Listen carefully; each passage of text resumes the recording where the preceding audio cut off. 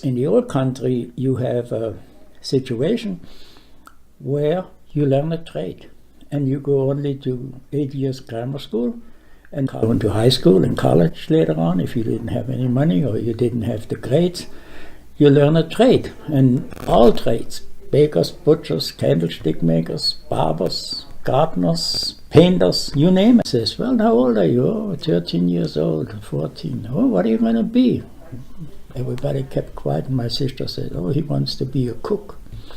But my mother didn't like it because she had an aunt in Switzerland, or somebody relation, and the aunt says, oh, the cooks, they drink a lot and they don't go to church on Sunday, and it was not a good profession. And the gentleman said to my dad and my mother, oh no, it's a horrific profession. On May 1st, 1943, right in the middle of the Second World War, I moved my 60 miles from the small town to the big city of Stuttgart. And the first thing is, you got to remember, we did not have electricity in the kitchen. Mm-hmm. Everything was still wood burning stove, and you had to go and start a wooden fire, and then the coal. And when you're an apprentice, that was part of your job to start the fire every morning. And of course, the apprentice in the second or in third year, he guided and coached the young fellow. And then, of course, at 11 o'clock, that stove better was hot. I was there a year, and the German apprenticeship program, apprenticeship programs all over Europe are the same. It's 3 years, and they test you, and they guide you and coach you, and you have to reach a certain level before you can get your journeyman paper to be a journeyman. And so I worked there a year, and from May of 43 until July of 44, we got bombed out and the place was destroyed. And so I went back home to the Black Forest, and in December I got a letter, and they say, oh, we opened another restaurant in a small town, and you have a contract with us, and you better come on the 1st of January. So I went to the town of Esslingen factory. Well, anyhow, this was in January, and in April the war came to an end, and the American forces occupied the place where I worked. It was a small hotel right downtown in Esslingen on the main drag, and they kicked us out, and they told me to go home. Well, I told them, oh, home was up in the attic, because in those places when you're an apprentice, they usually give you room, especially in the hotel business, you get room and board. And so I told them that my parents lived in the Black Forest. No, some GI finally came in. I was sitting there crying, and he talked to me in German, and another GI, also from Milwaukee. And the other one was from Pennsylvania, and they spoke German. So they walked upstairs in the attic with a slanted roof, and was my bed. And they said, just stay here. And I went in and worked in the morning in the kitchen and peeled potatoes and plucked the chicken and what have you. And they liked me, and I stayed for 5 years. I worked for the military after the Second World War. By 1949, the German economy got back on their own feet, and I went and joined the German Chefs Association. I got my journeyman papers in 48. I passed the test, and so then I started working in different places in Germany. The most common one was that every year you change job twice. You go a summer season or a winter season. This old chef in Switzerland in the railroad station, we had 60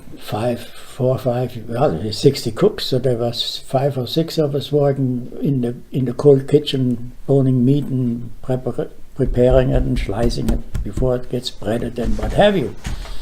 And this guy says, we have a contest today, and there's 5 of us, and he laid 5 rear legs on a table, and he says, go. And the guy who did it, within 5 minutes, you had to have the bones free of meat, and the main muscles silver, ready to be silver skinned on a tray. And he looked at it, and mine was the best, and he reaches and gives me this old gold medal from 1934. And so in Switzerland, they had, in 1954, they had a big exhibition called Hospice. They built an exhibition ground and an international restaurant, and I was lucky to be hired as a young cook at this restaurant. There was 30 chefs in the crew, and would you believe 6 of them from that crew ended up in the United States, and I and another guy were the only 2 left still alive. Would work hard, but I give the Swiss chefs a lot of credit.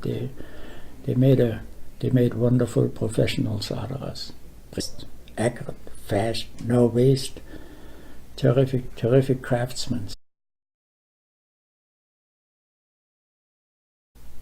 A willingness to learn and a sharp eye for details, and then manual skills. You know, if you can't go and flip an omelette, or if you can't make a decent, like your French used to do, or if you can't go and slice a piece of meat, or that it doesn't, or you're just not that interested in the nature of things. How does this muscle, how is this structured? How do I have to cut it? That the people are happy with it. That's just like now when they cook vegetable and they are just mostly raw. Well, there are people, vegetarian, who eat raw vegetable, but the rest of the people, they wanted the 3 minutes, or that it was properly steamed, and that it is on a hot plate, that it isn't half cold before it gets on your thing. Mm-hmm. Detail-oriented, a chef has to be. And of course, if you are responsible, you have to look every day, you have to look what comes back, and you got to go dishwashing area and look and see what comes back.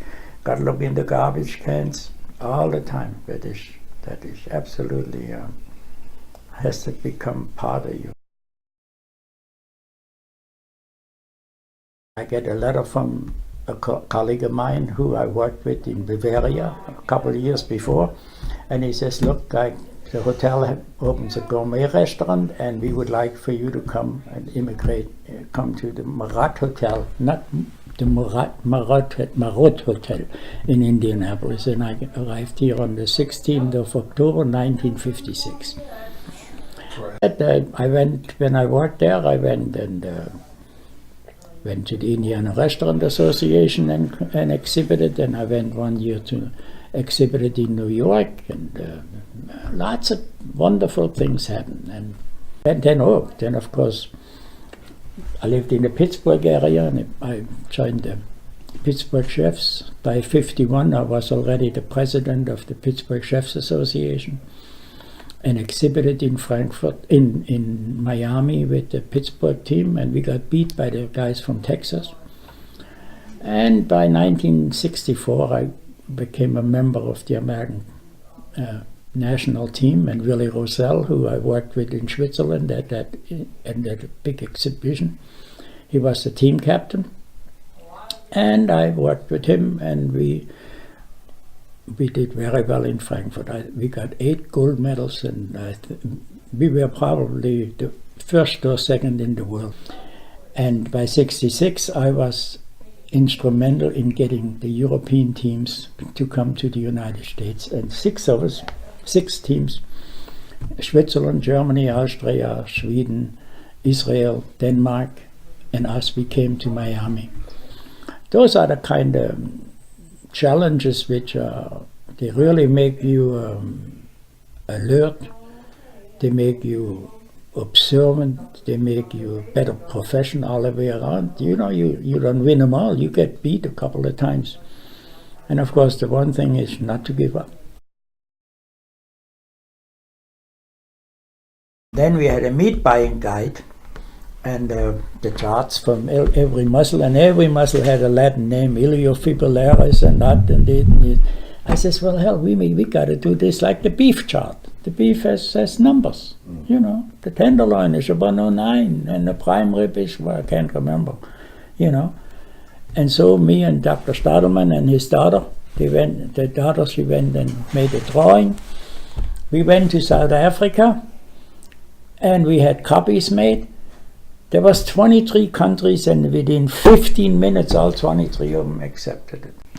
I traveled to 12 different countries, can you imagine?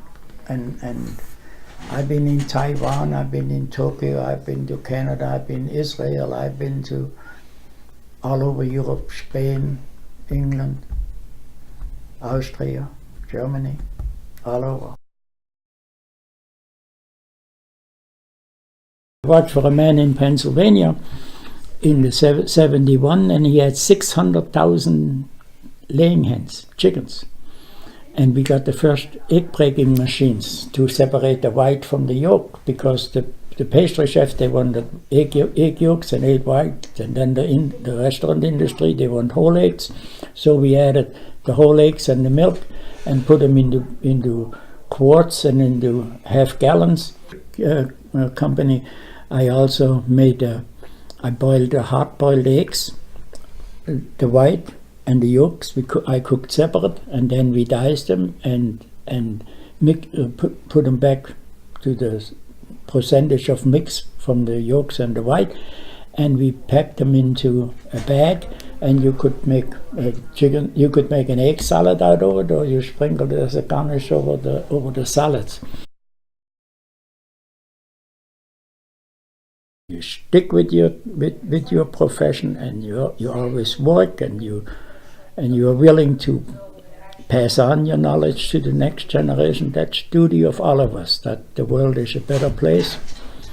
And because, you know, our business is not all that glamorous when you think you gotta give up Christmas and New Year's and morning, noon and night, and the customer is not gonna go or your guests are not gonna worry about you, what time you get up or how many hours of sleep you got at night. And so that is one of the big setbacks.